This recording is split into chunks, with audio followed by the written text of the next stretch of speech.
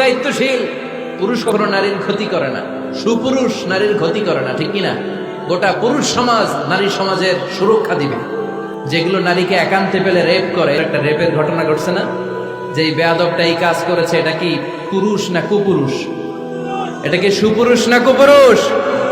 সুপুরুষ নারীর প্রোটেকশন দেয়, নারীর টেক কেয়ার করে, তার ইনচার্জ, তার দায়িত্বশীল। দাম্পত্য জীবনে অর্থনৈতিক যত দায় দায়িত্ব আছে সব আল্লাহ তাআলা পুরুষের কাঁধে দিয়েছে। কার কাঁধে? এই দাম্পত্য লাইফে নারীর কোন অর্থনৈতিক দায় দায়িত্ব নারীর কাঁধে আল্লাহ দেয় নাই। 4টা অর্থনৈতিক দায়িত্ব আছে। পুরুষ নারীকে মহারণা দিবে, পুরুষ নারীকে খাবারের ব্যবস্থা করবে, পুরুষ নারীকে পোশাকের ব্যবস্থা করবে, পুরুষ নারীর জন্য রেসিডেন্সিয়াল ব্যবস্থা করবে, ঠিক কিনা? সব স্বামীদেরকে আল্লাহ ডেকে বললেন, ও স্বামীরা শোনো শোনো, বিয়ের পর সাথে সাথে স্ত্রীর কাছে তুমি মহারণা আদায় করে দাও। মোহর দেয়া নফল নাকি ফরজ? তোমরা কি দাও? সিলটি পুলা মহারণা দিতায় নাকি যৌতুক খাইতা? খিতা করতা? হ্যাঁ, কি দিব? মোহরানা দিব। মোহরানা দেয়াকে খরচ করেছে কে? আল্লাহ। তো মোহর দিতে টাকা লাগে না? এই টাকার দায়িত্ব পুরুষের ঘাড়ে দিছে কে? 2 নাম্বার দায়িত্ব, আলাল মাউলুদি লাহু রিজকুহুন্না ওয়া কিসওয়াতুহুন্না বিল মা'রুফ। স্বামী স্ত্রীর জন্য খাদ্যের ব্যবস্থা করবে, পোশাকের ব্যবস্থা করবে। 3 নাম্বার, ওয়াসকিনুহুন্না মিন হাইসু সাকানতুম মিন ওয়াজদিকুম। নিজের সামর্থ্যের মধ্যে থেকে স্ত্রীর জন্য রেসিডেন্সিয়াল একটা এরিয়ার ব্যবস্থা করে দিবে। সুবহানাল্লাহ। এই যে অর্থনৈতিক সব দায়িত্ব, খরচ যেখানেই আছে, সব দায়িত্বগুলো পুরুষের কাঁধে দিল কে? চিল্লায় বলেন কে? খরচের সবকিছু আল্লাহ তাআলা পুরুষের কাঁধে দিয়েছে। এটা হচ্ছে পুরুষের ফিনান্সিয়াল দায়িত্ব। এবার দাম্পত্য জীবনে পুরুষের নন ফিনান্সিয়াল কিছু দায়িত্ব আল্লাহ তাআলা দিয়েছে, এগুলো আমরা শুনব। 1 নাম্বার দায়িত্ব হচ্ছে স্বামীর উচিত স্ত্রীর সাথে ভালো আচরণ করা। ভালো আচরণ করেন তো আপনারা? জি হয়। এই শুধু উনি করে, বাকিরা খিতা কর্তা, মারামারি কর্তা নেই, খিতা কর্তা। হ্যাঁ, সালাম দিবেন, স্ত্রীকে কি দিবেন? আল্লাহ বললেন, ওয়া আশিরুহুন্না বিল মা'রুফ। স্ত্রীর সাথে কোমল ভাষায়, ভালো শব্দে, ভালো বাক্যে, ভালো কথা বলো।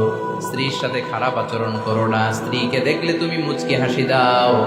অনেক স্বামী আছে কখনো স্ত্রীকে দেখলে মুচকি হাসি দেয় না, চেহারাটা বাংলা পাসের মতো এরকম করে রাখে, আছে না নাই?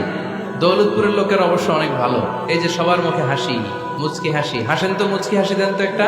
আওয়াজ করলে মুচকি হাসি হয় নাকি? এটা মুচকি হাসি, দাঁত দেখা যাবে না, সাউন্ড হবে না, শুধু এখানে একটু এক চিলতে হাসির একটা ঝলক করবে, এটার বলে মুচকি হাসি। কেন? রাসূলুল্লাহ সাল্লাল্লাহু আলাইহি ওয়াসাল্লাম আকসারু তাবাসসুমান, আল্লাহর হাবিব সাল্লাল্লাহু আলাইহি ওয়াসাল্লাম সব সময় মুচকি হাসতেন।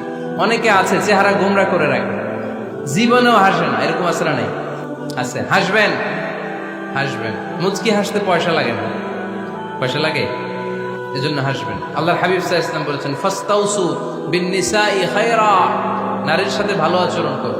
নারীদেরকে বাঁকা পাঁজরের হাড় দিয়ে তৈরি করা হয়েছে। এই হাড়কে সোজা করতে গেলে ভেঙে যাবে, রেখে দিলে বাঁকাই থেকে যাবে। তো কি করতে হবে? ফাস্তাউসু বিন-নিসাই খায়রা, কোমল আচরণ করো। আবার আল্লাহর হাবিব সাল্লাল্লাহু আলাইহি ওয়াসাল্লাম বললেন, রিফকাম বিল কাওয়ারিদ।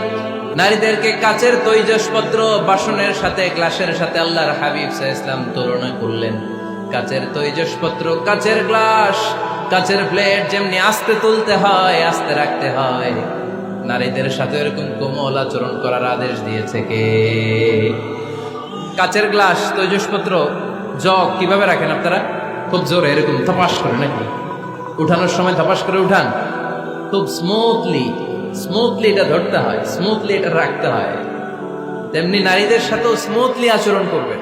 নারীদেরকে যত আপনি কোমল মোলায়েম ভাষায় কথা বলতে পারবেন, তারা তত আপনার কথা শুনবে। যত সুন্দর সুন্দর কথা নারীকে, স্ত্রীকে বলবেন, তুমি আমার সব, তুমি আমার কৈতরী, তুমি আমার টুনটুনি, তুমি আমার ময়না পাখি, তুমি আমার সোনা পাখি। ওই যে কয় কলিজা, তার মানে প্র্যাকটিস চলে বাসায়।